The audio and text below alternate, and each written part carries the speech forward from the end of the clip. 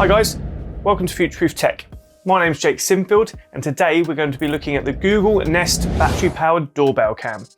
I've had the camera for about 3 months now, so it's going to be an in-depth look at the day in the life uses of this doorbell. I haven't used any other doorbells from different brands, so I can't compare it to any others, but I can only give you my opinion on this one. If you guys yourselves have used other doorbells and you think they're better than this one, let me know down in the comments and I'll take a look. Like I said, I've had this for about 3 months now. It was £175 when I purchased it, but you can get it cheaper on deals depending on whether it's Black Friday, if you shop around. Definitely, if you can get it cheaper, obviously pay less. So let's start with the look of the doorbell. I really like the design of this with the big button, the circular button at the bottom in white, and then the contrasting camera. Again, another circle at the top. I think it looks very stylish, very sleek, and it looks good when you have it mounted on your door. Compared to other doorbell cams that I've seen that can be quite blocky and chunky and just look a bit naff, this looks like a nice piece of kit. It's got a nice weight to it. It feels premium, which you want it to after spending £175, which is definitely not the cheapest on the market. The camera itself is very good.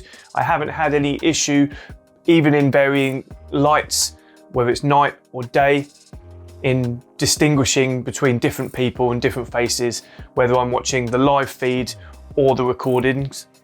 The picture quality is excellent and definitely one of the best features of this camera.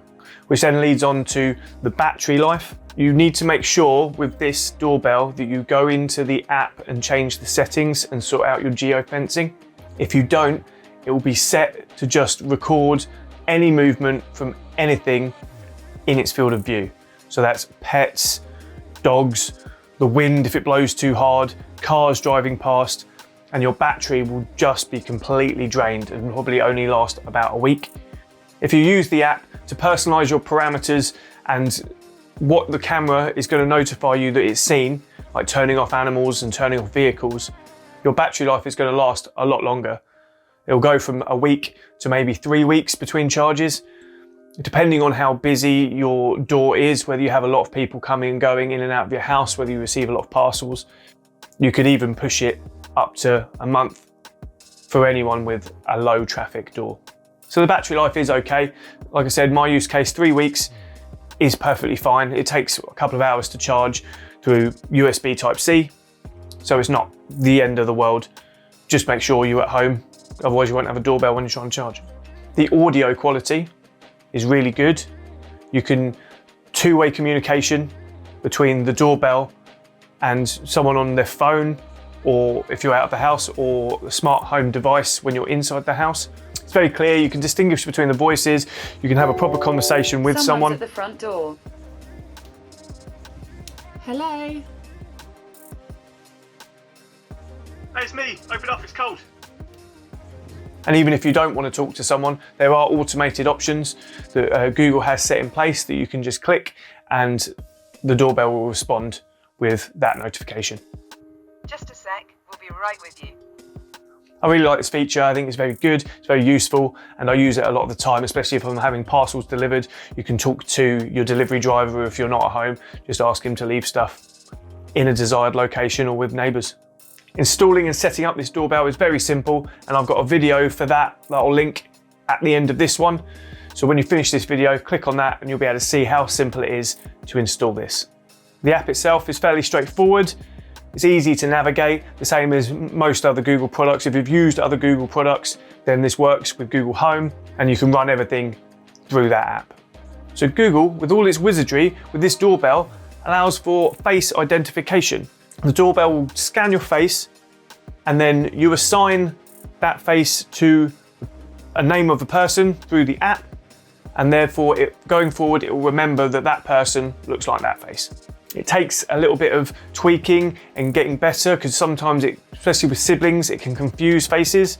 Once it builds up a profile of each person, it becomes very effective of letting you know who is at your doorbell. So that when that person rings your doorbell, your home device will notify you that that person is at the door. Jake is at the front door. I really like this feature, but it has a downside. It comes behind a subscription paywall. Why do we need to keep paying for these subscription paywalls? I know why. Money, money, money, money, money, money. So one of the big negatives of this doorbell is this subscription. It's cost £5 a month, which doesn't sound outrageous, but if you're only using this one doorbell, you're paying £5 a month to be able to track faces and have data storage.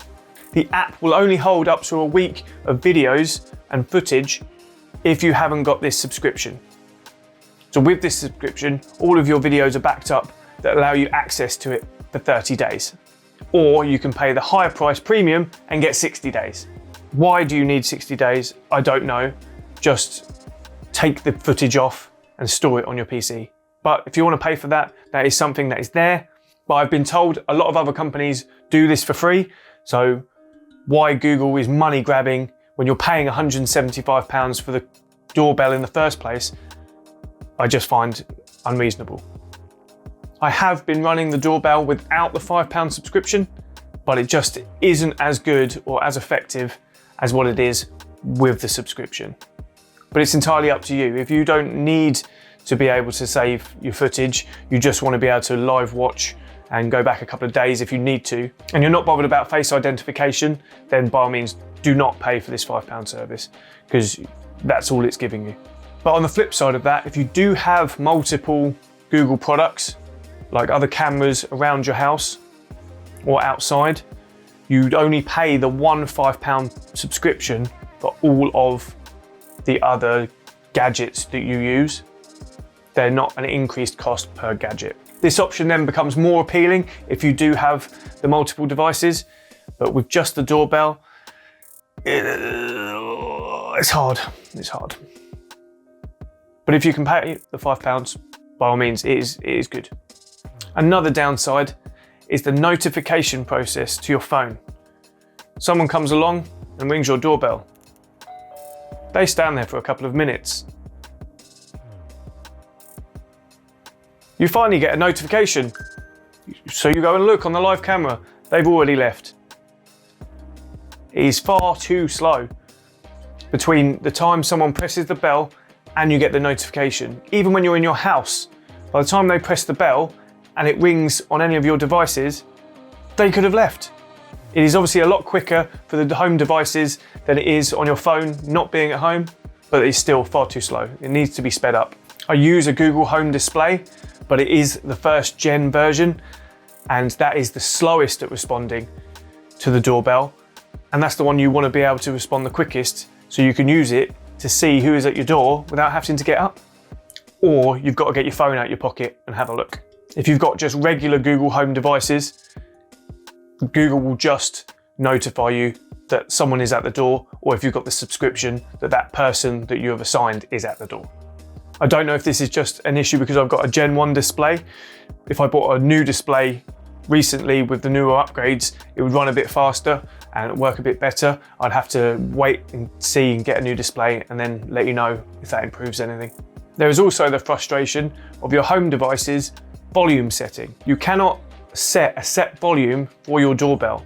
So if you have your Google Home and you've turned the volume right down because it was just too loud, and then someone rings your doorbell, it will notify you at that volume, not at a set volume that would be more useful. So if you've turned it down too quiet, you're not going to hear the notification.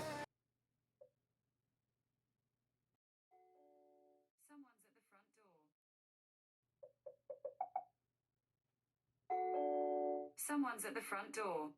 Which is something Google really needs to look into, because it just makes it an inferior product. You can't have all of your devices set on max volume just in case someone rings the doorbell so you can find out someone's at your door. Especially when you have children and they're listening to young people's music. I do really like the Nest doorbell, but £175, I'm sure there are other products out there that can perform all of the functions, even the ones included in the subscription service, for less money. I think Google is outpricing itself out the market a little bit, but I've never had any connection issues. It's never dropped out. It's never lost my device. It's always been there and it's always worked, even if it is a bit too slow. So if you guys have a Nest doorbell, let me know your thoughts and opinions down in the description. And if you like this video, give me a like and subscribe, and check out this video on how to install the Nest doorbell. Thank you for taking the time to listen to me, and I'll catch you in the next one. Bye.